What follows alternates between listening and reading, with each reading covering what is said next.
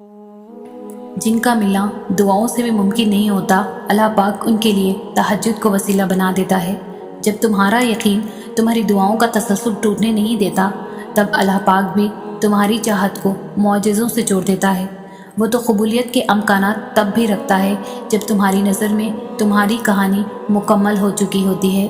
अल्लाह पाक तो इतना करीम है कि एक भी सिसकी का सिला ज़ाया नहीं होने देता। फिर कैसे मुमकिन है कि वो तुम्हारी कुर्बान की गई नींदों से बेखबर हो? वो नींद छीन ले तो इसे सज़ा मत समझो। हज़ारों में से उसने तुम्हें चुना है क्योंकि तुम उसे सबसे ज़्यादा महबूब हो, और जो उसे महबूब हो जाए वो उसकी दुआओं को भी महबूब कर लेता है। और जिसे उसे इतनी मोहब्बत हो, उसके मुंह से निकली हुई कोई भी बात वो कैसे रद्द कर सकता है?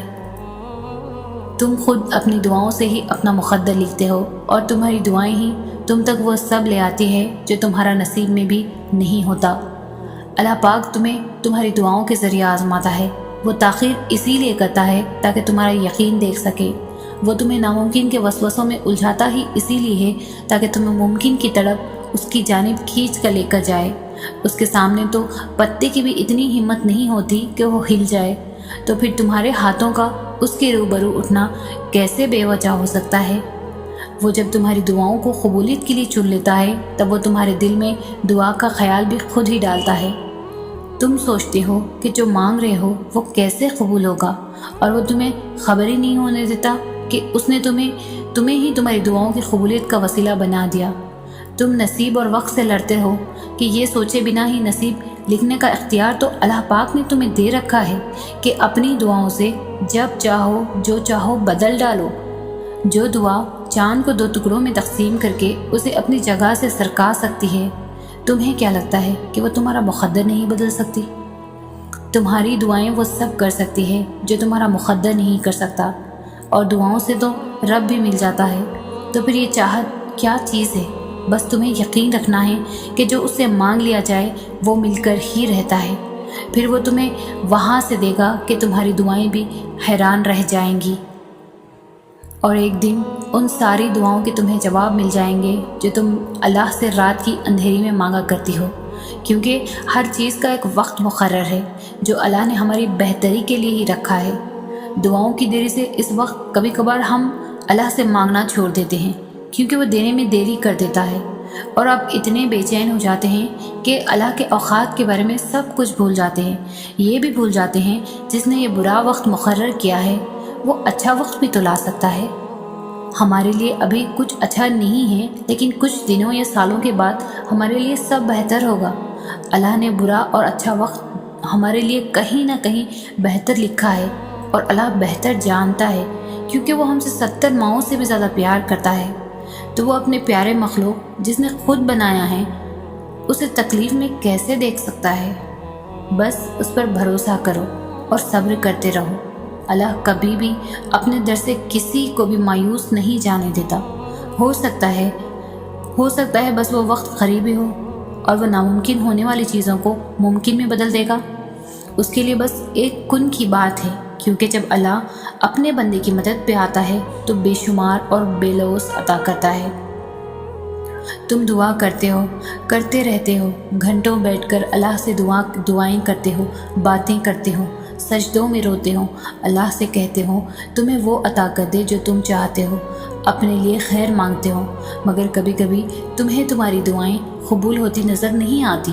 मगर उन लम्हों में मायूस मत हुआ करो, क्योंकि कुछ दुआएं वो अपने पास संभाल कर रखता है, और ये तो ऐसे लम्हे होते हैं कि जब तुम्हें उस पर यकीन करने की ज़रूरत होती है, उस पर एतमाद ज़ाहिर करने का वक्त होता है, ना कि मायूसी। वो तो चाहे तो सेकंड्स में कुन फरमा दे और चाहे तो सदियां लगा दे। अगर वो तुम्हें देने में ताख़ीर कर रहा है तो उसमें भी उसकी मसलिहत होगी। हो सकता है उसको तुम्हारा मांगना, यकीन करना, सब्र करना पसंद आ गया हो, तुम्हारा उससे बातें करना उसको पसंद हो।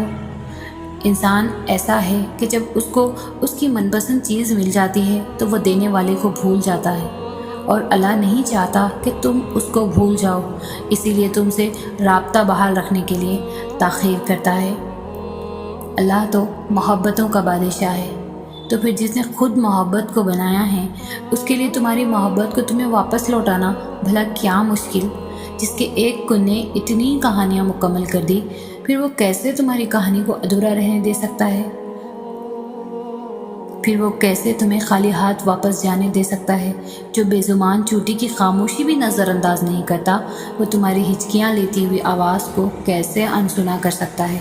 بس وہی تو سنتا ہے، وہ سنے گا، ضرور سنے گا۔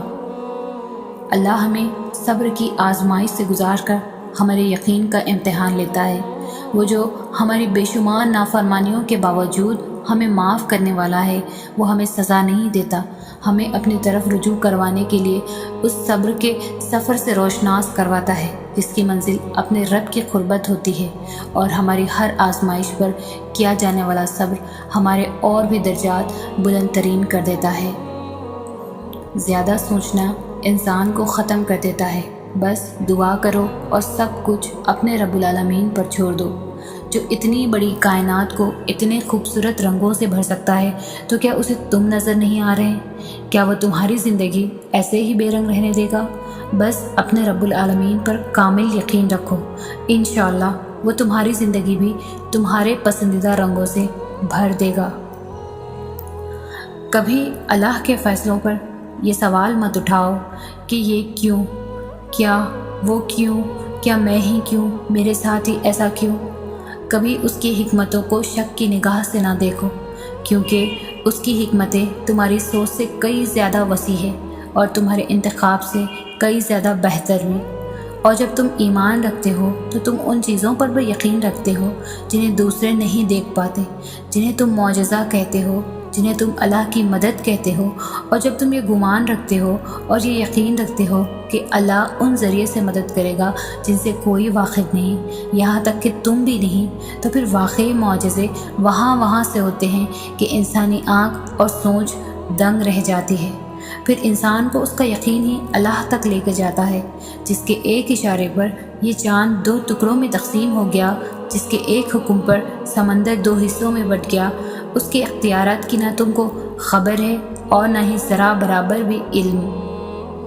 جب تک اللہ نہ چاہے تب تک کچھ نہیں ہوتا۔ ہر کام میں اللہ کی کوئی نہ کوئی مصلحت ہوا کرتی ہے۔ وہ جسے چاہتے ہدایت دیتا ہے اور جسے چاہے آزمائش میں ڈالتا ہے۔ اس آزمائش میں پورا اترنے کی کوشش کرو، ہمت رکھو، اس کی رضا میں راضی ہونا سیکھو۔ وہ اپنے بندوں کے لیے کبھی بھی غلط نہیں سوچتا، وہ اپنے بندوں کے ساتھ کبھی بھی برا نہیں ہونے دیتا۔ یقین رکھو، دکھ ہو سکھ ہو، اس کی طرف رجوع کرو، وہ سمیٹ لے گا، وہ سمیٹ لے گا۔ وہ اپنے بندوں کو کبھی بھی نا امید نہیں کرتا، کبھی بھی مایوس نہیں کرتا۔ اس کی طرف رجوع کرو تو صحیح، وہی تو ہے جو بن مانگے عطا کر دیتا ہے۔